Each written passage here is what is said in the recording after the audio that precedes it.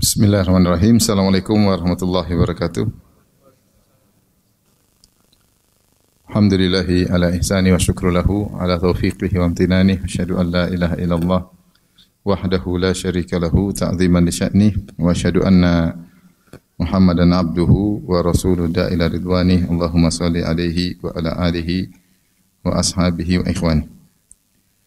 Hadirin hadirat yang dirahmati Allah Subhanahu wa taala, kita lanjutkan bahasan kita Surat Ali Imran ayat 130.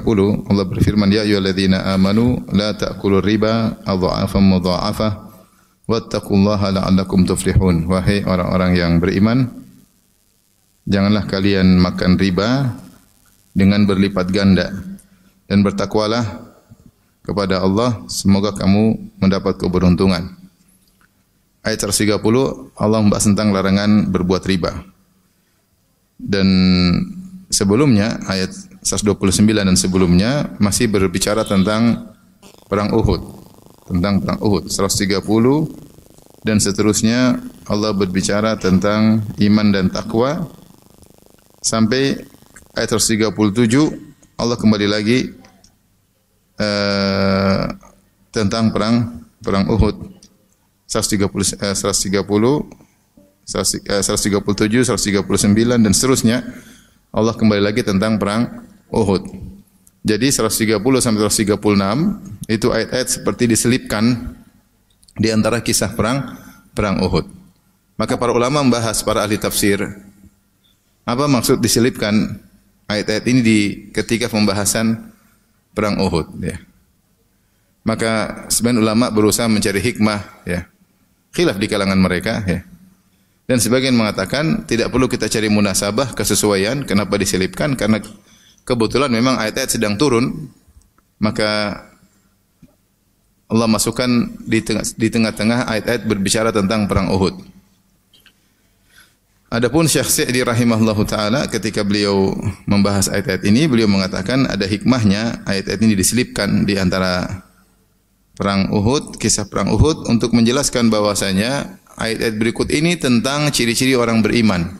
Ciri orang beriman, dan sebagaimana telah terjadi dalam perang Uhud, siapa yang beriman bertakwa maka Allah beri kemenangan, dan siapa yang melanggar maka Allah beri kekalahan, dan itu terjadi di perang Uhud, ya. Maka Allah Subhanahu wa taala berfirman ayat-ayat sebelumnya, wa in tasbiru wa tattaqu la yadhurrukum kaiduhum syai'a. Jika kalian bersabar dan bertakwa, maka tipu daya mereka tidak akan memberi mudarat kepada kalian sama sekali. Kemudian Allah juga berfirman, bala in tasbiru wa tattaqu wa ya'tukum min fawrihim hadza yumdidukum rabbukum. Bahkan jika kalian bersabar dan bertakwa dan mereka menyerang kalian segera, musuh menyerang, yumdidukum rabbukum, maka Allah pun segera memberi pertolongan kepada kalian. Maka ini meskipun terkait dengan perang Uhud, sebagaimana pernah kita jelaskan pada pertemuan lalu, ya, tetapi ini berlaku dalam segala kehidupan, sisi-sisi kehidupan kita. Kapan kita bertakwa kepada Allah dan bersabar, maka Allah akan berikan pertolongan, dan kapan kita bermaksiat, membangkang perintah Allah, maka Allah akan tinggalkan kita. Allah akan tinggalkan kita. Sebagian perang Uhud di awal peperangan mereka menang. Kata Allah, wa laqad sadaqakumullahu wa'adahu idh tahussunahum bi'idnih. Sungguh Allah telah memenuhi janjinya ketika Allah menghabisi mereka ketika kalian mengalahkan mereka dengan izin Allah Subhanahu wa taala. Namun di tengah-tengah peperangan kalian membangkang. Wa asaitum min ba'di ma arakum ma tuhibbun. Ternyata kalian membangkang di tengah peperangan. Akhirnya banyak di antara kalian yang meninggal dunia, ya. Maka demikian juga dalam kehidupan kita sehari-hari, kapan kita bertakwa Allah beri pertolongan, dan kapan kita membangkang Allah tinggalkan kita. Nah, maka pada ayat ke 130 Allah menjelaskan tentang ciri-ciri orang bertakwa. Apa sih ketakwaan yang bisa dikerjakan sehari-hari, dan apa kemaksiatan yang harus ditinggalkan dalam kehidupan sehari-hari agar kita mendapatkan janji Allah, ditolong oleh Allah, dan kita tidak ditinggal oleh Allah Subhanahu wa taala. Maka Allah mulai pada ayat 30 tentang masalah riba. Di antara ciri orang takwa itu meninggalkan kemaksiatan, di antara maksiat yang sangat berbahaya adalah riba. Allah berfirman, "Ya ayyuhalladzina amanu," wahai orang-orang yang beriman. Ini panggilan dengan menyebut ciri-ciri orang beriman. Orang beriman harusnya taat. La ta'kulur riba, janganlah kalian makan riba. Adha'afan mudha'afah, yang berlipat ganda. Wattaqullah, bertakwalah kepada Allah, la'allakum tuflihun, semoga kalian mendapatkan falah, mendapatkan keberuntungan.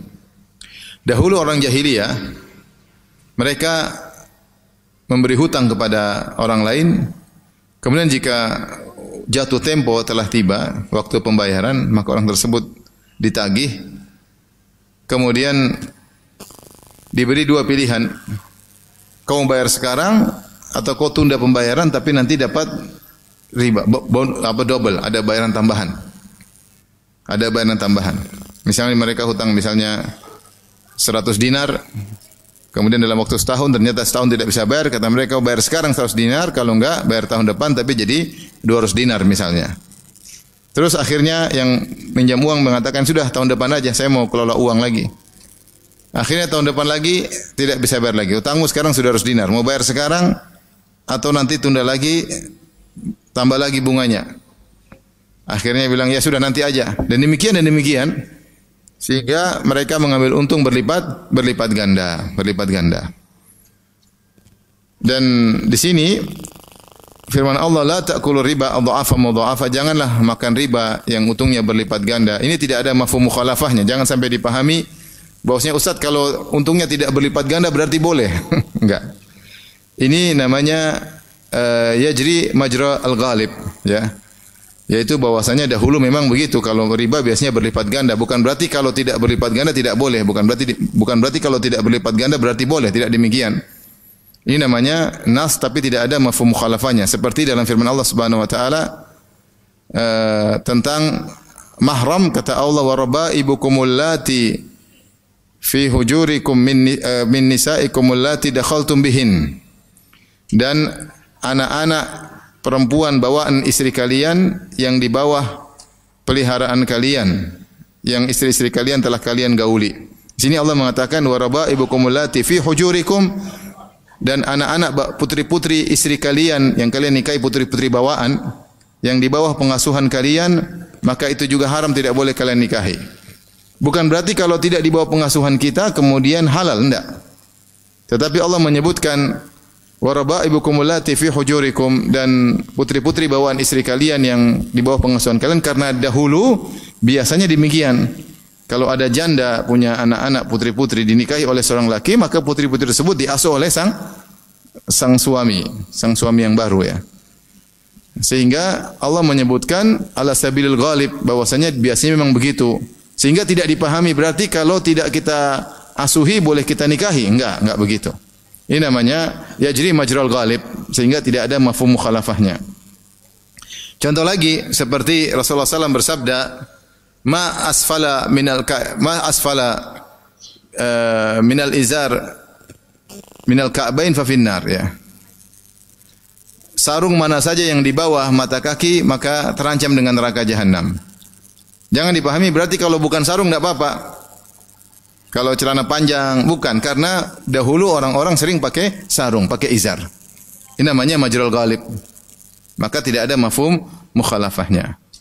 Sama seperti firman Allah Subhanahu wa taala, "Wala tukrihu fatayatikum 'alal bigha'i in aradna tahassunan litabtagu aradal hayatid dunya." Janganlah kalian memaksa budak-budak wanita kalian untuk berzina, kemudian kalian ambil hasilnya jika mereka ingin menjaga diri mereka. Itu dahulu orang-orang kalau punya budak perempuan yang cantik dia sewakan, disuruh zina, nanti hasilnya dia ambil majikannya. Maka Allah mengatakan wala tukrihu fatayatikum dalam surat An-Nur, janganlah kalian memaksa budak-budak perempuan kalian untuk berzina untuk kalian dapat dunia, sementara mereka ingin menjaga diri, tidak ingin berzina. Maka tidak dipahami berarti kalau mereka tidak ingin menjaga diri, ingin berzina, maka silakan saja, enggak. Karena zina haram, ya. Zina haram. Ini namanya majrul ghalib, maka tidak ada mafhum mukhalafahnya. Ini dibahas dalam masalah usul fikih.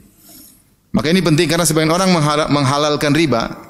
Kata mereka, Allah berfirman, La ta'kulur riba adha'afan mudha'afah. Jangan makan riba kalau untungnya berlipat ganda. Berarti kalau untungnya tidak berlipat ganda boleh. Mereka mengatakan ini mafhum mukhalafahnya, namun dibantah oleh para ulama bahwasanya ayat ini tidak ada mafhum mukhalafahnya. Kalau mafhum mukhalafah itu maksudnya kalau begitu sebaliknya. Itu maksudnya namanya mafhum mukhalafah. Kalau begitu sebaliknya, kalau tidak untung berlipat ganda berarti boleh riba dong.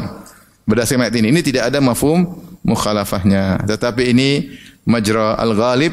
Dahulu orang kalau riba biasanya untung berlipat ganda. Demikian juga setelah ayat ini turun ayat yang lebih tegas menunjukkan riba haram secara mutlak tanpa melihat berapa untungnya. Allah berfirman, "Alladzina ya'kuluna riba la yaqumuna illa kama yaqumul ladzi yatakhabbathu asyaitanu minal mas. Dzalika bi annahum qalu innamal bai'u mithlu riba wa halallahu al-bai'a wa harrama riba." Dalam akhir-akhir surat Al-Baqarah yang turun setelah ayat ini, Allah mengatakan sungguhnya yang makan riba mereka nanti pada hari kiamat seperti orang bangkitkan seperti orang gila yang kemasukan jin, kemasukan syaitan. Hal ini karena mereka berkata sungguhnya riba sama dengan jual beli. Dan ini ayat umum, entah untungnya banyak, entah untungnya sedikit, riba hukumnya apa? Haram. Demikian juga datang dalam hadis-hadis yang menjelaskan maksud pengharaman riba. Rasulullah tidak pernah memperinci kalau untungnya tidak sampai 100% maka tidak mengapa, ya, tidak ada. Maka riba kecil atau besar dia adalah dosa besar. Untungnya banyak atau sedikit tetap dosa besar.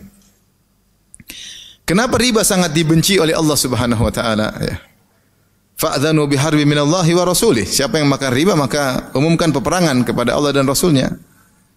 Tidak ada dosa yang diancam dengan peperangan seperti dosa riba. Karena dosa riba ini menghilangkan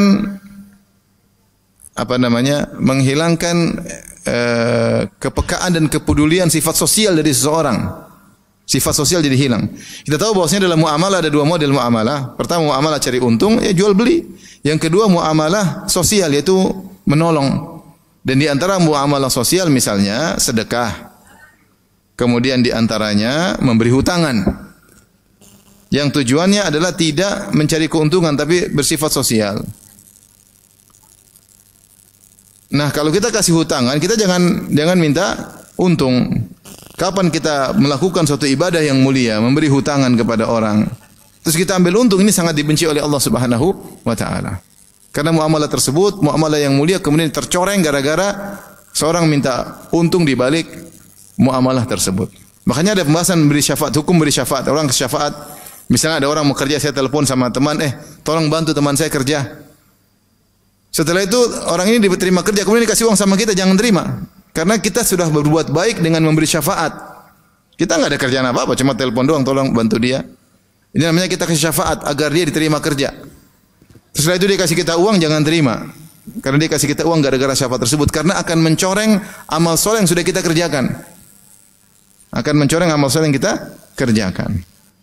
Maka ini syariat sangat benci. Kemudian dengan adanya riba menghilangkan kepekaan sosial. Coba yang jadi korban riba rata-rata banyak orang miskin-miskin. Pinjol-pinjol, benjol-benjol itu semua. Itu orang miskin rata-rata. Seharusnya yang dibantu malah dikeruk karena kebodohan mereka, diiming-iming sehingga ada yang bunuh diri di antara mereka. Rumah tangga hancur. Macam-macam akibatnya, rata-rata orang miskin yang susah. Kasihan. Yang seharusnya ditolong malah dihabisin. Sehingga benar loh orang yang makan riba dibangkitkan seperti orang kerasukan jin, dia enggak punya otak lagi. Ini orang harus dibantu, dia malah ngabisin kesempatan, ngabisin. Banyak kan yang korban orang-orang miskin-miskin. Yang harusnya ditolong malah dihabisin. Oleh karenanya riba hukumnya haram secara mutlak, ya. Dan tentu pembahasan panjang tentang masalah riba, tapi intinya mutlak, apakah untungnya berlipat ganda atau tidak, selama dia adalah bunga, maka hukumnya haram. Dan dia termasuk dosa besar. Salah satu dari sab'al mubiqat, 7 dosa besar yang membinasakan. Dosa besar banyak, ada 70 lebih, tapi di antaranya puncak dosa besar 7, di antaranya aklu riba. Makan riba, makan hasil riba. Kemudian di sini Allah mengatakan la ta'kulu riba, jangan makan dari hasil riba. Di sini jangan makan bukan berarti dibatasi. Ustaz, kalau begitu kalau untungnya buat beli mobil enggak dimakan boleh dong? Enggak. Ini namanya sama. Ini namanya majrul ghalib. Kebanyakan orang dulu hasil ribanya mereka buat makan di zaman itu. Bukan berarti kalau tidak dimakan berarti halal, enggak, sama aja ya. Cuma kalau makan lebih parah kan akan menjadi daging. Ayu lahmin nabata an suhtin fannaru aula bihi. Daging mana saja yang tumbuh karena hasil yang haram maka lebih pantas untuk dibakar oleh api neraka Jahannam. Ini semua hasil riba. Saya enggak mau buat makan anak istri. Terus buat apa? Buat beli mobil, sama aja. Buat beli mobil, buat beli rumah, sama aja. Meskipun kau tidak makan, cuma mungkin kalau makan lebih parah, tapi sama saja dosa. Ini hanya majrul ghalib karena kebanyakan penggunaan adalah untuk dimakan. Wattaqullah la'allakum tuflihun. Bertakwalah kepada Allah. Bertakwa kepada Allah itu dengan menjalankan ketaatan dan meninggalkan kemaksiatan. Maka kau telah bertakwa kepada Allah Subhanahu wa taala. La'allakum tuflihun, semoga kalian mendapatkan al-falah. Al-falah yaitu kesuksesan kalau bahasa kita. Sukses meraih apa yang diinginkan dan terhindar dari apa yang ditakuti. Itu namanya al-falah secara bahasa Arab. Tidak dikatakan qad aflaha si fulan telah aflah kecuali dia sukses. Dia sukses. Ya, dia kerjanya sudah mantap, sudah stabil. Nah, ini aflah kalau bahasa Arab. Ya. Itu namanya aflah. Dan falah yang sesungguhnya adalah di surga.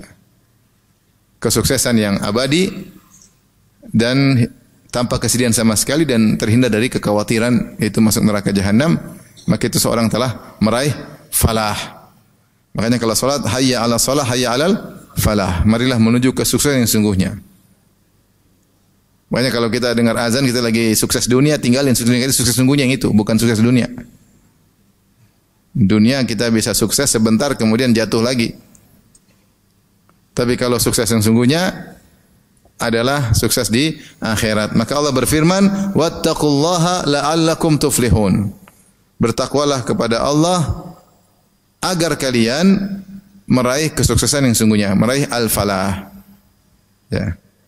La'alla di sini bukan taraji, la'alla itu kalau bahasa Arabnya semoga harapan. Ya. Tentunya kalau Allah tentunya apapun yang Allah inginkan pasti terjadi, maka di sini la'alla maksudnya adalah ta'lil, yaitu agar kalian beruntung, bukan harapan dari Allah tapi agar kalian beruntung mencapai al-falah dengan takwa kepada Allah Subhanahu wa taala.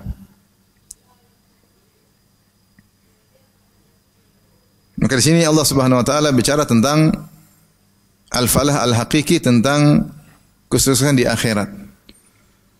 Karena riba ini sangat mengiming-iming kesuksesan dunia. Orang riba untung banyak ya. Terbuka jalan usaha dengan riba. Kalau dengan riba enggak jadi. Orangnya enggak setuju, maunya dengan apa? Riba. Sehingga kita terpacu, termotivasi untuk melakukan usaha dengan riba. Apakah dia sebagai pemakan riba ataukah kita sebagai pemberi makannya? Sama saja. La'ana Rasulullah sallallahu akila riba wa mukilahu wa katibahu wa syahidaihi wa qalahum sawa. Kata Jabir bin Abdullah, Rasulullah melaknat pemakan riba, yaitu yang ambil untungnya. Wa mukilahu, yang kasih makan. Yang kasih makan. Misalnya kita mau melakukan usaha mudharabah. Terus kita minta investasi dari seorang investor, istismar, maka dia kasih uang. Dia tanam uang 1 miliar. Tapi dia punya aturan, pokoknya modal saya enggak boleh kurang dan untung saya setiap bulan harus sekian persen dari modal. Ini riba jelas. Ini riba. Tapi kita bisa sanggup karena menurut perkiraan kita bisa. Tenang, saya akan lakukan. Kemudian kita kerja dan kita sesuai dengan keuntungan tersebut. Tapi ini riba. Dia sama kita sama saja, sama-sama dilaknat. Kan yang makan dia, enggak. Meskipun yang makan dia, tapi kau yang menyetujui. Seandainya kau tidak setujui, maka tidak terjadi transaksi apa? Riba. Kalau mudharabah tidak mau rugi dari modal dan pasti untung, maka ini namanya riba. Ya. Nah, kita terkadang terpancing karena kita ingin cari untung, akhirnya kita menyetujui akad riba tersebut, maka kita dan dia terlaknat, waliyadzubillah. Maka Allah ingatkan, jangan terpedaya dengan falah yang fata morgana, keberuntungan sesaat. Memang benar kalau kau riba uangmu banyak, rumahmu banyak ya. Mobilmu banyak, usahamu banyak, benar. Tapi kau tidak meraih al-falah al-hakiki, falah yang sungguhnya di akhirat. Untuk meraih falah yang hakiki, kebahagiaan yang abadi, maka tinggalkan itu semua. Ada pengorbanan, tinggal riba. Allah bukan jalan yang lain, tinggalkan riba. Maka Allah berkata, wattaqullah, bertakwalah kepada Allah. Butuh takwa meninggalkan riba. Kalau enggak takwa, iming-iming luar biasa. Godaan dunia itu luar biasa. Keuntungan itu buat mata gelap. Benar atau tidak? Yang bikin mata gelap itu apa? Uang, perempuan, jabatan, ya enggak? Makanan bikin mata gelap juga enggak? Kadang. Tapi yang jelas bikin mata gelap itu duit, jabatan, perempuan, popularitas, itu bikin mata gelap seseorang. Sehingga solusinya cuma satu, bertakwalah kepada Allah. Kalau enggak bertakwa, ke bawah riba. Enggak iming-iming untung banyak sekali. Kemudian Allah berfirman, wattaqun naral lati uiddat lil kafirin. Takutlah kalian kepada api neraka yang disiapkan bagi orang-orang kafir, ya. Takut kepada neraka. Kalau sampai kalian menghalalkan riba, berarti kafir. Kalau kalian tidak menghalalkan riba, dosa besar. Kalau kalian menghalalkan riba, berarti kalian kafir, keluar dari Islam, masuk neraka, nerakanya kafir. Tapi kalau kalian tidak menghalalkan riba, berarti kafir kalian kufur nikmat, bukan kufur besar.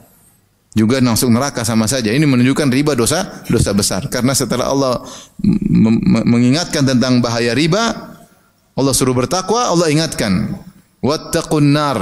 Hati-hatilah kalian terhadap neraka jahanam yang Allah siapkan bagi orang-orang yang kafir. Ini dalil bahwa neraka sudah ada, sudah disiapkan. Sudah ada, dan Ahlus Sunnah telah menjelaskan bahwasanya di antara akidah Ahlus Sunnah neraka dan surga sudah Allah ciptakan. Tinggal diisi. Tinggal diisi. Kata Allah, walau syi'na la'ataina kulla nafsin hudaha walakin haqqal qawlu minni la'amla'anna jahannama minal jinnati wan nasi ajma'in. Kalau kami berkehendak, kami akan menjadikan semua orang dapat hidayah, semua soleh. Tetapi surga dan neraka sudah ada, dan kami akan memenuhi neraka dengan jin dan manusia. Jadi surga dan neraka sudah ada, tinggal diisinya. Isinya harus ada. Maka jangan sampai kalian menjadi isi neraka. Kenapa tidak semua orang beriman? Kata Allah, walau syi'na, kalau kami berkehendak, kami akan menjadikan semua orang beriman. Tetapi masalahnya ada surga dan neraka harus diisi. Walakin haqqal qawlu minni, tapi telah tetap keputusanku, la amla'anna jahannam, sungguh aku benar-benar akan memenuhi neraka jahannam, minal jinnati wan nasi ajma'in. Dari jin manusia akan memenuhi neraka jahannam. Oleh karenanya neraka sudah ada, surga sudah ada, dan harus ada isinya. Karenanya jangan jadi isi neraka. Dan neraka selalu minta tambahan, hal mim mazid. Ya. Yauma naqul li jahannam halim talati, di saat hari kiamat kelak nanti Allah bertanya kepada neraka jahanam, halim talati, sudah penuh belum? Kata neraka, hal mim mazid, belum. Masih ada isi tambahan enggak? Waliyadzubillah. Semoga kita dilindungi dari neraka jahanam. Maka ketika Allah melarang riba, kemudian Allah ancam dengan neraka, Allah mengatakan orang kafir, maka riba itu dosa sangat besar. Kemudian Allah berfirman lagi, wa atiullaha war rasula la'allakum turhamun. Taatlah kepada Allah Rasulnya, semoga kalian dirahmati oleh Allah Subhanahu wa taala. Ketaatan kepada Allah dan Rasulnya ya akan mendatangkan rahmat Allah Subhanahu wa taala. Yaitu masuk surga. Karena orang masuk surga dengan rahmat Allah Subhanahu wa taala. Sebagian sering kita sampaikan, Ibnu Qayyim mengatakan an-najatu minan nar bi maghfiratillah wa dukhulul jannah bi rahmatillah wa waqtisamul manazil wad darajat bil a'mal. Kata Ibnu Qayyim menukil perkataan para ulama terdahulu bahwasanya selamat dari neraka gara-gara ampunan Allah. Masuk surga karena rahmat Allah. Adapun level di surga maupun di neraka tergantung amal. Level surga dan neraka tergantung amal. Dan di antara, jadi siapa yang ingin masuk surga harus dengan rahmat Allah. Dan di antara sebab kita mendapat rahmat Allah adalah dengan taat kepada Allah dan Rasulnya. Ketahuilah setiap ketaatan yang kita lakukan, kalau ada perintah Allah kita kerjakan, ada perintah Rasul sallallahu alaihi wasallam kita kerjakan, ada larangan Allah kita tinggalkan, larangan Rasul kita tinggalkan, kita dirahmati oleh Allah Subhanahu wa taala. Semakin banyak ketaatan kita kerjakan dan larangan kita tinggalkan, maka semakin banyak kita mendapat jatah rahmat Allah. Kalau semakin banyak jatah rahmat Allah, maka semakin tinggi level seseorang. Dan subhanallah, dunia ini memang melalaikan ya. Kita malas, mengalami kemalasan dalam jalan ketaatan, berani bermaksiat. Maka ingat, al-falah al-hakiki, keberuntungan sungguhnya adalah dengan meninggalkan kemaksiatan menjalankan ketaatan. Setelah itu mungkin timbul pertanyaan setelah firman Allah, wa atiullaha war rasul la'allakum turhamun, taatlah kepada Allah Rasulnya semoga kalian dirahmati oleh Allah, semoga disayang oleh Allah Subhanahu wa taala. Timbul pertanyaan, apa ciri-ciri orang yang taat kepada Allah dan Rasulnya? Nah, pada ayat berikutnya Allah sebutkan ciri-cirinya. Ciri-ciri orang yang taat kepada Allah dan Rasulnya. Kita masuk pada ayat 133. Allah berfirman, "Wasari'u ila maghfiratin min rabbikum wa jannatin arduha as-samawati wal ardu 'iddat lil muttaqin." Bersegeralah kalian menuju ampunan Allah dari ampunan dari Rabb kalian. Wa jannatin arduha as-samawati wal ard, dan surga Allah yang luasnya atau lebarnya selebar langit dan bumi. Uiddat lil muttaqin, yang Allah siapkan bagi orang-orang yang bertakwa. Di sini Allah sebutkan wasari'u, bersegeralah, dan sari'u atau sara'a itu dari wazan fa'ala, yaitu mufa'alah, dan asal dari wazan timbangan fi'il fa'ala yaitu mufa'alah menunjukkan ada dua pihak yang saling melakukan kegiatan. Maka Syekh Ibnu Utsaimin rahimahullah berkata, maksudnya dari sari'u bukan hanya sekedar bersegera. Kalau bersegera mungkin Allah akan berkata wa asri'u. Asra'a yusri'u artinya segera. Tapi Allah tidak menggunakan lafal asra'a yusri'u isra'an, tapi Allah mengatakan dengan sara'a. Sara'a yusari'u musara'atan, yang menunjukkan ada dua belah pihak, yaitu maksudnya kau bersegera menyaingi yang lain. Sehingga bersegera dalam rangka menyaingi yang lain, karena untuk urusan akhirat memang harus bersegera dan bersaing. Jangan cuma bersegera tapi ada rasa persaingan dengan yang lain, persaingan yang baik, lomba-lomba. Makanya Allah mengatakan fastabiqul khairat, berlombalah dalam kebaikan, bukan cuma sekedar segera. Allah suruh berlomba. Demikian Allah berfirman tentang nikmat surga, wa fi dzalika falyatanafasil mutanafisun. Untuk urusan nikmat surga maka bersainglah, tanafus bersaing. Bersaing, ya. Allah suruh giat limithli hadza falyamalil amilun, untuk urusan surga maka itulah tempat yang tepat untuk bekerja. Limithli hadza falyamalil amilun, dalam surat Shafat kata Allah Subhanahu wa taala, untuk urusan surga maka beraktivitaslah. Ini aktivitas yang sesungguhnya untuk mencari surga. Aktivitasnya bagaimana? Cepat, segera, bersaing. Wasari'u dalam surat Al-Imran, dalam surat Al-Hadid, sari'u ila maghfiratin min rabbikum wa jannah arduha ka ardis samai wal ardi alladzina amanu billahi wa rusulih, dalam surat Al-Hadid. Tapi sama-sama menggunakan sari'u. Jadi sari'u maknanya Allah alam bisawab menurut Syekh Ibnu Utsaimin rahimahullah taala, sari'u maksudnya cepatlah dan bersainglah. Cepatlah dan bersainglah dengan yang lain. Hidup ini persaingan. Kalau persaingan dunia ya cuma dapat kebahagiaan sementara. Makanya Hasan Al-Basri mengatakan, kalau kau melihat orang unggul dalam urusan dunia, saingilah dalam urusan akhirat. Jangan saingi urusan dunia. Saingi dia urusan dunia enggak ada henti-hentinya. Dia punya mobil, kau beli mobil seperti yang mobil lebih bagus, terus setelah itu apa?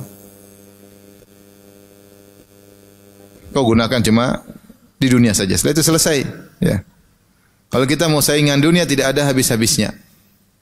Kita udah unggul, ada yang lebih unggul lagi. Ya. Tapi saingilah dalam urusan akhirat. Maka seorang berusaha. Allah berfirman, wasari'u ila maghfiratin min rabbikum. Kepada ampunan Allah yang besar, ya. Maghfiratan di sini tanwin Allah alam adalah untuk menunjukkan keagungan. Makanya Allah tidak mengatakan ila maghfirati rabbikum, tapi Allah pisahkan ila maghfiratin min rabbikum. Maksudnya ampunan Allah itu luar biasa. Seperti doanya yang diajar oleh Nabi kepada Abu Bakar sebelum salam, Allahumma inni zalamtu nafsi zulman katsira faghfir li maghfiratan min indik. Faghfir li maghfiratan, yaitu dengan tanwin, karena tanwin dalam bahasa Arab juga untuk menunjukkan ta'zim, yaitu menunjukkan sesuatu yang besar. Maka bersegeralah kalian dengan cepat, bersaingilah untuk mencari maghfiratin, yaitu ampunan Allah, ampunan yang besar, min rabbikum, dari Rabb kalian. Maghfirah sebagaimana sering kita sampaikan dari mikfar, yang artinya helm besi yang dipakai oleh prajurit ketika berperang, dan helm tersebut fungsinya dua. Pertama menutup, kedua menghadang dari atau melindungi dari hantaman senjata musuh. Jadi fungsinya dua, menutup dan melindungi. Itulah makna maghfirah. Jadi kalau kita mengatakan astaghfirullah al-azim, astaghfiruka atau ghufranaka, rabbi ghufirli, kita minta ampunan kepada Allah, minta maghfirah, maknanya ya Allah tutuplah aib-aibku dan lindungilah aku dari dampak dosa-dosa, karena dosa pasti punya dampak. Sebagaimana seorang prajurit ketika dia memakai helm besi, maka dia menutupi wajahnya. Yang kedua, agar terhindar dari dampak senjata pedang, dari pedang, senjata musuh, dari pedang, dari panah, sehingga ketika kena dia tidak mengapa, karena dia menggunakan pelindung yang kuat. Karena Ibnu Qayyim mengatakan tidak semua penutup kepala disebut mikfar. Contohnya songkok kolansuah, contohnya sorban, itu tidak dikatakan mikfar karena hanya menutupi namun tidak melindungi. Tidak melindungi. Tapi mikfar memiliki dua sifat, fungsi menutup, melindungi. Nah, ketika kita minta ampunan Allah, yaitu kita berdoa maghfirah, ya Allah tutuplah aib-aibku di dunia. Aku ini pelaku maksiat ya Allah, banyak maksiat aku lakukan. Jangan bongkar aibku di dunia, apalagi di akhirat. Kemudian lindungilah aku dari dampak maksiat, karena maksiat pasti punya dampak. Minimal dampak mengenai hati langsung. Jadi yang terkena dampak langsung adalah hati. Kata Ibnu Qayyim rahimahullah, mengingatkan hadis Nabi, innal abda idza adnaba dzamban nukitat fi qalbihi nuqtatun sauda. Jika seorang hamba melakukan dosa, maka akan dicoreng dalam hatinya satu titik hitam. Semakin banyak maksiat, semakin banyak titik hitam tersebut sampai menjadi ran, yaitu menutupi hati dengan kehitaman. Jadi dampak maksiat yang langsung mengena adalah hati. Adapun dampak efek secara fisik mungkin belakangan, tidak harus sekarang. Seperti mungkin nanti dia sakit-sakitan, mungkin dia ekonominya jatuh, itu belakangan. Dia seperti racun yang masuk ke dalam tubuh, efeknya bisa belakangan, bisa 10 tahun lagi, 20 tahun lagi. Tapi yang langsung mengena adalah hati. Maka ketika seorang melakukan maksiat mengenai hati, bisa jadi dia langsung jadi malas, futur, bisa jadi dia suka dengan maksiat. Kemarin sukanya dengar kajian, sekarang suka dengar Korea, berubah. Kenapa maksiat dilakukan? Sehingga hatinya berubah. Ini dampak yang langsung, efeknya langsung mengenai hati. Oleh karenanya agar tidak mengefek pada hati kita, kita harus sering istighfar. Yaitu ya Allah ampunilah, tutuplah dosa-dosaku dan lindungilah aku dari dampak dosa yang aku lakukan. Seperti doa Sayyidul Istighfar, abu'u laka bi ni'matika alayya abu'u bi dzambi faghfirli fa innahu la yaghfiru dzunuba illa ant. Aku mengakui seluruh nikmat yang kau berikan kepadaku, wa abu'u bi dzambi, maknanya dan aku memikul dosa yang ada pada diriku, aku akui, saya tahu dosa-dosaku. Yaitu jangan berikan efek dosaku kepada diriku, ya. Dan secara include atau secara kelaziman, kalau seorang meminta maghfirah, yaitu ditutupi dan dihilangkan efeknya, berarti dia minta ampunan. Berarti minta apa? Ampunan. Ya, diampuni supaya ditutup aibnya, dan salah satu bentuk ampunan tidak dibongkar aibnya. Berarti Allah mengampuni, buktinya aibnya tidak dibongkar. Dan salah satu bentuk ampunan yaitu efeknya tidak ada. Dinolkan oleh Allah efeknya, dinihilkan. Sehingga ketika dia minta maghfirah, berarti dia juga diampuni oleh Allah Subhanahu wa taala. Wasari'u ila maghfirah, maka bersegera menuju maghfirah. Tapi bagaimana cara bersegera menuju ampunan Allah? Yaitu di antaranya dengan banyak istighfar. Dengan banyak istighfar, dengan banyak bertobat. Yang kedua dengan melakukan ahlasanatul mahiyah, melakukan amal soleh yang berefek diampuni dosa-dosa seperti umrah, sedekah, salat 5 waktu, haji, ya. Al-umratu ilal umrah kaffaratul lima bainahuma. Bahwasanya umrah satu umrah lainnya menghapuskan dosa-dosa yang keduanya. Man hajja lillah wa lam yarfuth wa lam yafsuq raja min dzunubika yaumil ladatu ummuhu. Siapa yang berhaji karena Allah, ikhlas karena Allah, kemudian tidak melakukan rafas, tidak melakukan kefasikan, kemaksiatan, maka dia akan bersih dari dosa-dosanya seperti baru dilahirkan dari perut ibunya. Di antaranya puasa menghapuskan dosa-dosa. Ya, Ramadan yang satu, Ramadan berikutnya menghapuskan dosa-dosa di antara keduanya. Artinya banyak amal soleh menggugurkan dosa, salat 5 waktu menggugurkan dosa-dosa. Jadi bersegera menuju ampunan Allah dengan banyak istighfar dan melakukan kebaikan-kebaikan. Kemudian kata Allah wa jannatin, dan segera menuju surga Allah, surga yang agung. Arduhas samawati wal ard, yang lebarnya, jadi dalam bahasa Arab ada ardun, ada tul. Kalau kita lihat suatu benda fisik, ada ardun lebar, kemudian tul itu panjang dan lebar, tinggi, volume ya. Tapi di sini Allah mengatakan arduha samawati wal ard, segala menuju surga yang lebarnya selebar langit dan bumi.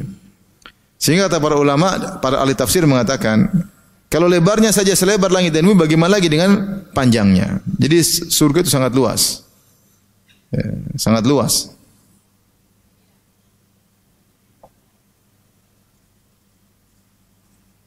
Makanya disebut satu orang aja dapat surga. Ya, seperti ketika Rasulullah menyebutkan tentang orang yang terakhir masuk surga, adna ahlil jannati manzilah. Orang yang paling rendah kedudukannya di surga. Kata Rasulullah, kata Allah, tamanna, ingin ini, mintalah. Saya ingin ini, minta apa? Coba berangan-angan. Dia pikir lagi ingin. Dia lupa, habis angan-angannya. Allah ajarin, mintalah ini. Dia bingung mau angan-angan apa. Sampai Allah mengatakan, lakad dunya wa asyratu amsalihha. Bagimu dunia dan sekitar 10 kali lipatnya. Itu orang yang paling rendah di surga punya kekuasaan sampai 10 kali lipat dunia. Luar biasa ya. Ini luar daripada hayalan kita ya. Maka surga itu sangat luas.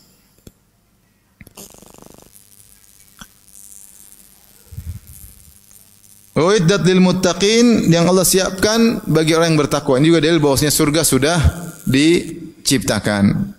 Allah siapkan bagi orang-orang yang bertakwa ya. Di sini Allah tidak mengiming-imingi dunia ya.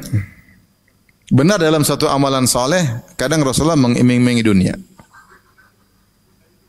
Seperti lapangnya rizki, panjang umur, seperti silaturahmi. Man ahabba an yubsala fi rizqihi wa yunassa fi athari falaysa rahimah. Siapa yang ingin dilapangkan rezekinya, dipanjangkan umurnya, maka sambung silaturahmi.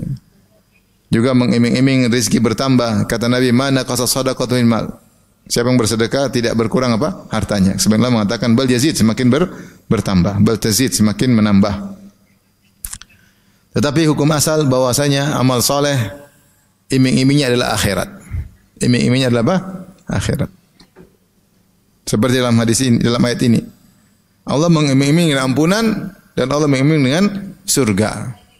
Makanya ketika perang Uhud, Rasulullah mengatakan, "Kumu ila jannatin arduha samawati wal ard."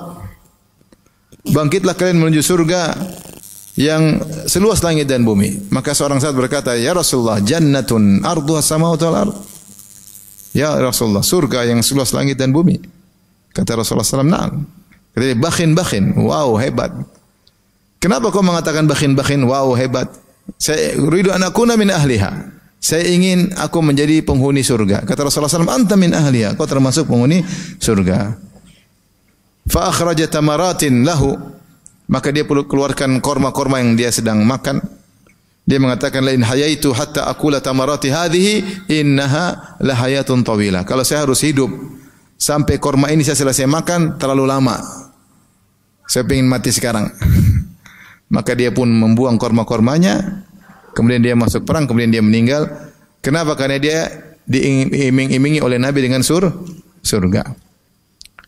Ketika keluarga Ammar disiksa, Rasulullah berkata, sabran ala Yasir, fa inna mau'idakumul jannah.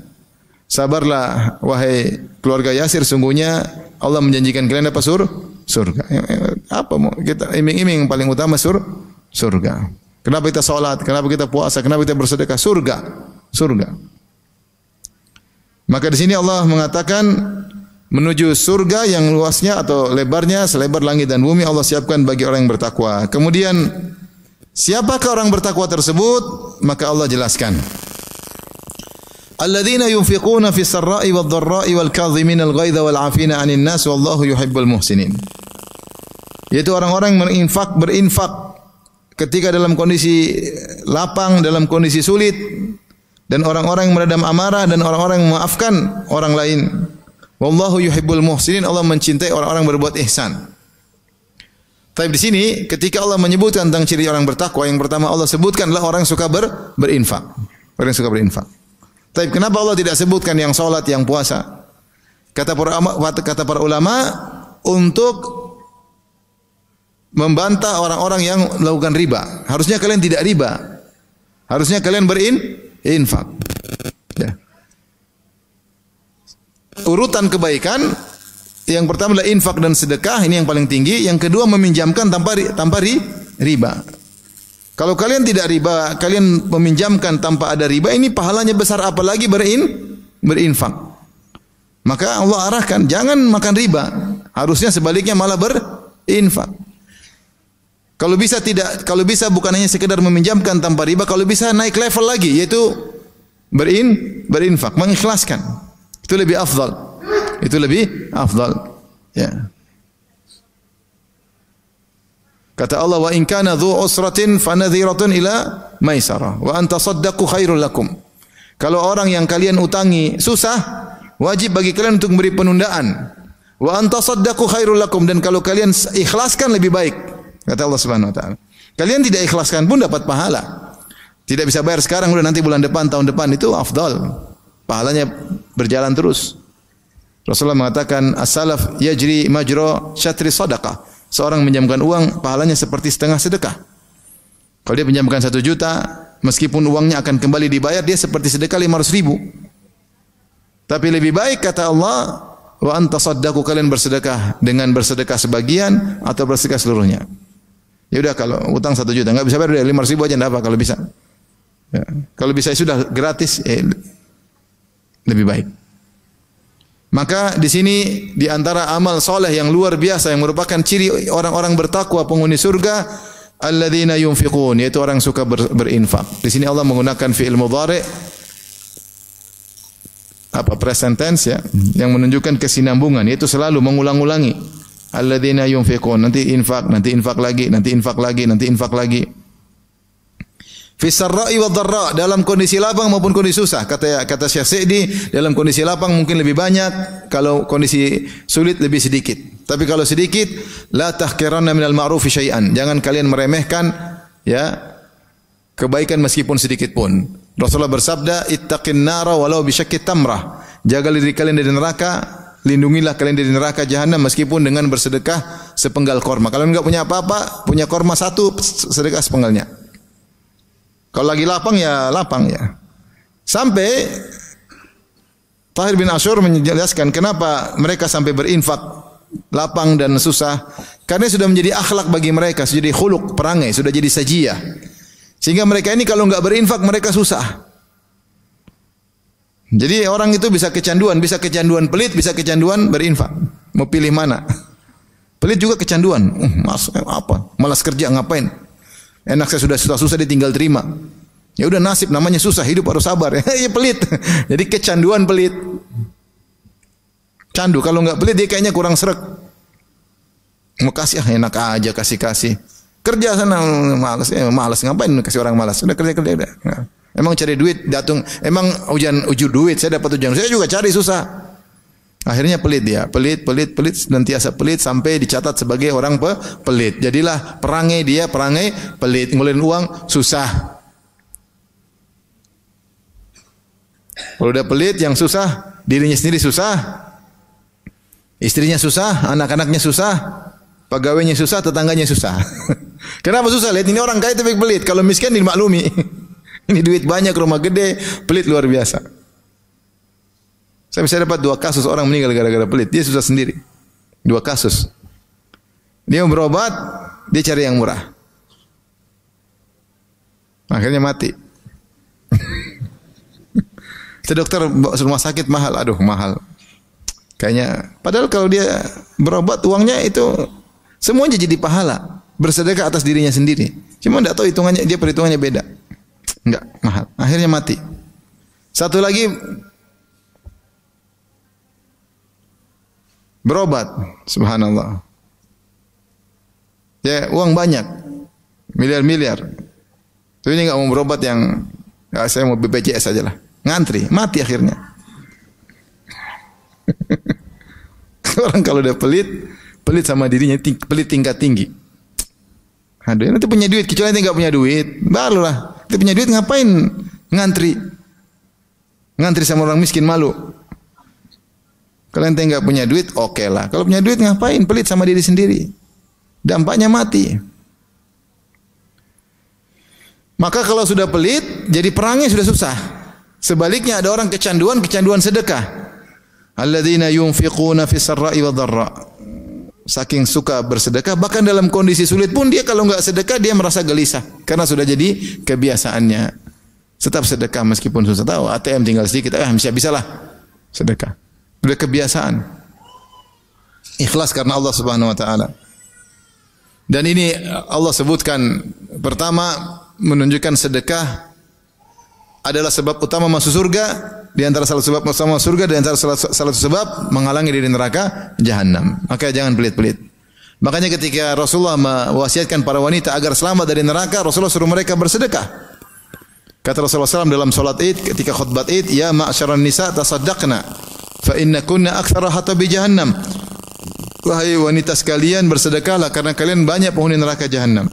Tapi Rasulullah mengatakan kalian banyak penghuni neraka jahanam, supaya selamat Rasulullah suruh apa? Bersedekah. Akhirnya sebagian wanita melemparkan antingnya, gelangnya, kalungnya, cincinnya, ingin selamat dari neraka jahanam. Rasulullah tadi mengatakan, "Ittaqin nara walau bi syaqqit tamrah." Selamatkanlah dirimu dari neraka meskipun dengan bersedekah sepenggal korma. Berarti sedekah punya efek luar biasa. Menyelamatkan dari neraka jahanam. Rasulullah SAW bersabda, "Shadaqatu sir tudfi'u ghadabar Rabb." Sedekah yang dilakukan diam-diam akan meredamkan kemurkaan Allah Subhanahu wa taala. Dia punya efek juga paling cepat masuk surga. Makanya ketika Allah menyebut tentang orang yang akan meninggal dunia, mereka berangan-angan di antara angan yang bersedekah. Ya ayyuhalladzina amanu la tulhikum amwalukum wala auladukum an dzikrillah wa may yaf'al dzalika fa ulaikumul khasirun. Wa anfiqu mimma razaqnakum min qabli an ya'tiya ahadakumul maut fa yaqula rabbi laula akhartani ila ajalin qaribin fa asaddaqu wa akum minas salihin. Wahai orang beriman, janganlah harta kalian buat kalian lalai. Anak-anak kalian sibuk ngurus anak. Buat kalian lalai, ngurus anak dan ngurus uminya sama. Buat kalian lalai dari mengingat Allah. Wa may yaf'al dzalika fa ulaikumul khasirun. Siapa yang melakukan demikian, lalai dari berzikir kepada Allah gara-gara urus anak, urus harta, urus istri, urus keluarga. Dan itu memang banyak urusan. Urus harta urusannya banyak enggak? Banyak. Istri urusannya banyak enggak? Banyak. Anak-anak urusannya banyak enggak? Banyak. Silakan ngurus, itu pahala, tapi jangan sampai lalai. Jangan sampai lalai. Ya. Fa ulaikumul khasirun. Mereka orang yang merugi saking ngurusin dunia kemudian lupa untuk ingat Allah, akhirnya itu orang yang benar-benar merugi. Wa anfiqu mimma razaqnakum, berinfaklah dari sebagian yang kami rezekikan kepada kalian, yang kami berikan sedikit tidak semua. Ya. Min qabli ayati ahadakumul maut, sebelum kematian menjemput salah seorang dari kalian, sebelum kalian didatangi oleh ajal. Fa yaqula rabbi laula, sehingga ketika datang ajal kepadanya dia berkata, "Ya Rabbku, bisakah kau tunda kematianku barang sedikit aja?" Ajalin qarib, sebentar, 5 menit, 10 menit. Buat apa 5 menit, 10 menit? Fa asaddaqa wa akum minas salihin. Agar aku bisa bersedekah. Dia kalau masih dikasih umur 5 menit, 10 menit, dia pengen apa? Sedekah. Kasih hidup 10 menit aja. Langsung dia buka ATM, transfer semuanya sampai 0. Tapi Allah tidak kasih meskipun 1 detik. Wala yuakhirallahu nafsan idza jaa ajaluha. Tidak satu jiwa pun akan ditunda sedetik pun kalau sudah tiba ajalnya. Allah khabirum bima ta'malun. Allah mengetahui apa yang kalian lakukan. Maka sedekah ini punya efek luar biasa. Disebutkan di dunia akan mendatangkan kebahagiaan, di alam barzah maka sedekah akan membela. Kalau ada yang mengganggu seorang di alam barzah, datang dalam hadis ya. Kemudian di padang mahsyar akan menjadi naungan. Ya, dan dia merupakan sumber pahala yang besar sebab masuk surga Allah Subhanahu wa taala, terhalangi dari neraka jahanam. Kemudian Allah berfirman wal kadhiminal ghaiz. Dan orang-orang yang senantiasa meredam amarah. Ada yang mengatakan al-ghaiz adalah puncak kemarahan. Al-ghaiz adalah puncak kemarahan. Ibarat kadhim itu yang meredam, artinya seperti air sudah meluap kemudian diikat supaya air tersebut tidak meluber. Sudah di puncak tinggal meluber ditutup. Itu namanya kadhim, menutup dengan yang sudah mau meluber. Jadi kemarin sudah di puncak. Dan kemarahan ada 3 model. Ya. Yang pertama di awal kemarahan, yang kedua di tengah kemarahan, yang ketiga di puncak kemarahan. Puncak kemarahan. Kalau bisa ngontrol dirinya di puncak kemarahan maka luar biasa. Ya. Apalagi kalau kemarahan yang biasa. Ya. Makanya dalam masalah cerai, perlu membagi. Kalau di awal marah dia jatuhkan cerai, cerainya jatuh. Di puncak kemarahan dia lupa diri, cerainya tidak jatuh. Marah tengah-tengah, khilaf di kalangan para ulama. Marah tengah-tengah itu apa? Dia marah, dia masih bisa tahu apa yang dia ngomongkan, tapi dia tidak bisa mikir dampaknya. Dia hilang semua dari kepalanya tentang dampak yang bisa terjadi. Dia tidak pikir panjang, pikirnya pendek, sehingga dia akan jatuhkan cerai. Ini khilaf di kalangan para ulama, cerai jatuh atau tidak. Tapi kalau dia marah, terus dia ngerti apa yang konsekuensinya, di awal marah semua sepakat jatuh. Dan semua ulama sepakat kalau dia marah sampai dia enggak tahu apa yang dia ucapkan juga sepakat tidak jatuh. Yang khilaf dengan ulama tengah-tengah. Tapi orang yang hebat adalah orang yang meredam amarah. Dan ini salah satu sebab masuk surga adalah meredam amarah. Bahkan kata Rasulullah SAW, man kadzama ghaidhan wa huwa yaqdiru ala an yunaffidhahu da'allahu yaumal qiyamah hatta yukhayyirahu min ayyil huri syaa. Siapa yang meredam amarah padahal dia mampu melampiaskannya, maka Allah akan panggil dia pada hari kiamat kelak sampai Allah suruh dia memilih bidadari mana yang dia sukai. Jadi kalau antum mau disuruh memilih bidadari pas lagi emosi jangan emosi. Jadi kalau istri bikin emosi senyum-senyum aja. Kenapa senyum-senyum mas? Kata Nabi, siapa yang meredam amarah disuruh pilih bidadari. Nanti marahnya berubah. Kita yang marah jadi istri yang marah. Jadi jangan marah-marah. Kalau lagi emosi tahan diri. Karena pahalanya besar. Pertama, sebab masuk surga. Kita tidak selalu marah. Makanya kapan kita lagi puncak amarah, ini kesempatan kita dapat surga. Memang kita tiap hari marah-marah kan enggak? Tapi kalau kita lagi marah, apalagi puncak kemarahan, ini kesempatan masuk surga karena Allah mengatakan wal kadhiminal ghaiz, dan orang yang senantiasa meredam amarahnya. Ketika di puncak tinggal meledak dia bisa lampiaskan, dia tahan. Surga luar biasa. Kata Allah Subhanahu wa taala yang kedua wal afina anin nas, dan orang-orang yang memaafkan orang lain, dan ini tingkatan yang lebih tinggi lagi daripada sekadar meredam amarah. Memaafkan, karena kalau meredam amarah belum tentu memaafkan, tapi sudah dapat pahala. Orang meredam amarah, apa pasti dia maafkan? Belum tentu, cuma dia jengkel, dia tahan. Dapat pahala, bahkan dijamin surga. Lebih daripada itu, dia memaafkan. Padahal dia mampu membalas. Dia memaafkan. Ini orang hebat, bisa memaafkan orang lain. Dan ini ibadah yang sangat sulit, karena saya katakan, ibadah memaafkan itu hanya bisa kita lakukan kalau kita sedang dizolimi. Kalau kita enggak dizolimi, enggak ada ibadah maaf-maafkan. Adapun maaf lahir batin itu bukan maksud maaf ini. Kalau lagi lebaran, maaf lahir batin ini sekedar hanya sapa-sapaan doang. Sapaan kita menjadi apa? Maaf lahir batin. Mau salah enggak salah tetap kita omong apa? Maaf lahir batin. Tradisi di antara kita. Yang dimaksud bukan itu, yang dimaksud benar-benar orang zalim sama kita terkait dengan harta kita, terkait dengan darah kita, terkait dengan harga diri kita. Karena kezaliman itu salah satu di antara tiga ini. Kalau bukan kita dizalimi karena kita dipukulin orang atau ditikam orang atau dibunuh atau dilakukan sama orang, kalau dibunuh selesai ya. Kalau enggak kita diambil harta kita, ditipu orang, diambil hartanya, dicuri orang, dirampok orang, atau harga diri kita dijatuhkan. Harga diri kita dijatuhkan. Makanya menakjubkan bagaimana Hasan bin Ali radhiyallahu anhu, cucu Nabi SAW, ketika dia diracun, dia meninggal karena diracun, Al-Hasan bin Ali. Maka Husain datang, siapa yang meracuni engkau wahai kakak? Dia mau kasih tahu. Dia maafin. Subhanallah. Dia tahu dia bakalan mati. Tapi dia maafin. Al-Hasan radhiyallahu taala anhu. Jadi kalau kita dizalimi, kesempatan bagi kita untuk masuk surga. Kita enggak pengin dizalimi, pengin hidup nyaman-nyaman, tapi namanya kezaliman pasti terjadi. Kalau kita dizalimi, dikhianati, udahlah. Kita mampu balas, tapi tidaklah. Ngapain saya balas? Saya buang-buang pahala saya. Kesempatan masuk surga saya buang, ngapain? Ya udah, maafin aja. Maafin. Tetapi Syekh Utsaimin mengatakan, memaafkan lihat situasi dan kondisi. Karena Allah berfirman dalam ayat yang lain, "Wa man afa wa aslaha fa ajruhu 'ala Allah." Kata Allah, "Wa jazaa'u sayyi'atin sayyi'atun mithluha wa man afa wa aslaha fa ajruhu 'ala Allah innahu la yuhibbudz zalimin." Kata Allah, siapa yang maafkan dan berbuat kebaikan, maka kita maafkan secara hati, maafkan, tetapi menyikapi orang tersebut kita harus lihat kemaslahatan. Misalnya pencuri masuk, kita tangkap, maafin saya dong Pak, saya maafin, tapi harus kamu saya laporkan ke polisi. Saya maafin, saya enggak marah kok. Saya maafin, tapi kau harus masuk ke sel, karena kalau kau tidak masuk sel, kau akan ngulangi lagi. Paham? Ada orang muamalah selalu menipu, kita ditipu berapa kali. Ya. Kemudian dia datang minta maaf, saya maafkan, tapi saya akan kasih tahu orang kau ini penipu, supaya yang lain tidak terkena. Kita jangan biarin aja. Kita maafin, kita diamin, sembunyikan, akhirnya kena korban yang lain. Maafkan masalah hati. Adapun tindakan kepada dia urusan belakangan. Ya. Ada orang datang pegawai kita, ternyata dia merusak ini, merusak perusahaan berulang-ulang sudah 3 kali. Kita panggil, aduh, maafin saya bos. Ya saya maafin, tapi kamu harus keluar dari perusahaan saya. Kenapa? Kalau kau seperti ini lagi, yang berefek bukan saya aja, tapi banyak pegawai lain, akhirnya penghasilannya jadi berkurang. Jadi kamu harus saya keluarkan. Bapak maafin, saya maafin. Kalau gitu jangan keluar. Saya maafkan dan saya keluarkan. Jadi maafkan tidak harus membiarkan dia lagi, enggak.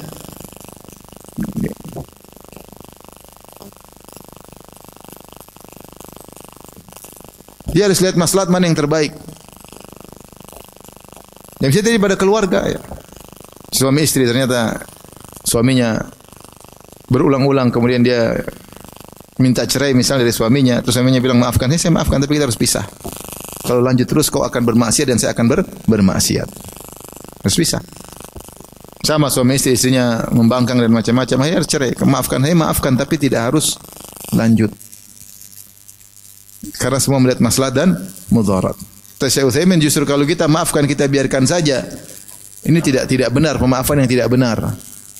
Karena Allah mengatakan wa man afa wa aslaha. Siapa yang memaafkan dan berbuat kebaikan, aslah itu membuat perbaikan. Jadi maafkan tapi lihat situasi dan kondisi. Wa man afa wa aslaha fa ajruhu 'ala Allah.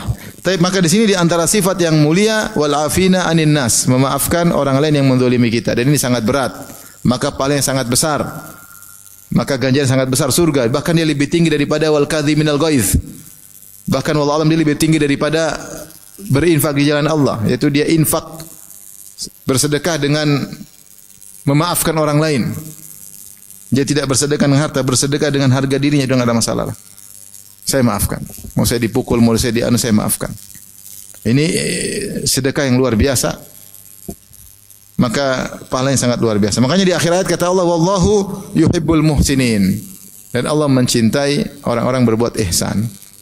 Ihsan ada 2. Pertama, ihsan terkait dengan Allah, yaitu dia beribadah kepada Allah seakan-akan melihat Allah atau seakan-akan dilihat oleh Allah Subhanahu wa taala. Dan ini mengkonsekuensikan ikhlas dan semangat. Ciri orang ihsan, dia ikhlas dan dia semangat ibadah. Karena dia tahu dia sedang dilihat oleh Allah. Adapun yang kedua, ihsan kepada manusia. Itu berbuat kepada manusia, berinfak. Seperti tadi, 3 sifat tadi. Berinfak, itu namanya berbuat ihsan kepada orang lain. Meredam amarah, berbuat ihsan kepada orang lain, berbuat baik sama orang lain. Memaafkan, berbuat baik kepada orang lain. Membalas keburukan dengan kebaikan berarti berbuat baik kepada orang lain. Ini namanya ihsan. Seorang berusaha memiliki ihsan, dua ihsan ini. Ihsan terkait dengan Allah, ihsan terkait dengan manusia. Dan kalau siapa yang ihsan kepada Allah, dia niscaya mudah melaksanakan ihsan kepada manusia. Siapa sih yang mudah maafkan? Karena dia tahu Allah sedang menilai dia, maka dia mudah maafkan. Siapa sih yang meredam amarah? Yang ihsan kepada Allah, dia tahu Allah sedang melihat dia dan dia tahu dia sedang berhadapan dengan Allah, maka dia mudah memaafkan orang lain, mudah meredam amarahnya dan mudah berinfak. Karena mudah berinfak karena dia tahu Allah sedang menilai dia. Kapan seorang ihsan terhadap Allah, maka dia akan mudah ihsan kepada manusia. Dan kalau orang ihsan, dia akan ikhlas.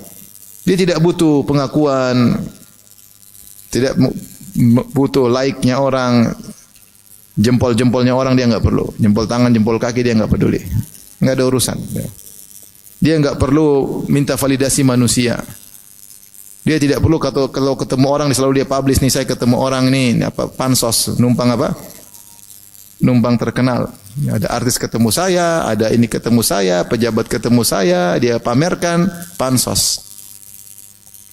Dia enggak butuh itu semua. Yang dia butuh Allah sudah lihat, sudah selesai. Allah lihat sudah selesai. Maka orang yang paling bahagia, kata Syekh dalam sebagian bukunya, orang yang paling bahagia adalah orang yang muhsin, yang ikhlas kepada Allah dan berbuat baik kepada manusia. Siapa yang bagi kebahagiaan kepada orang lain, maka dia akan dibahagiakan oleh Allah. Al-jazaa' menyisil amal. Balasan sesuai dengan perbuatan. Semakin kita berbuat ihsan sama orang lain, kita semakin bahagia. Makanya orang yang semakin maafkan, dia semakin bahagia. Yang tidak maafkan yang sengsara. Orang yang meredam amarah dia yang bahagia. Yang suka ngomel-ngomel itu yang sengsara. Orang yang suka bersedekah dia yang bahagia. Yang pelit itu yang hatinya sempit, pelit. Orang yang paling ikhlas dia yang paling bahagia. Dia tidak butuh validasi dari manusia apapun. Dia tidak butuh validasi istrinya, tidak butuh validasi dari temannya, tidak butuh validasi dari kerabatnya, dia enggak perlu. Koleganya dia enggak perlu. Dia perlu validasi dari Allah Subhanahu wa taala. Maka orang yang paling bahagia orang yang muhsin.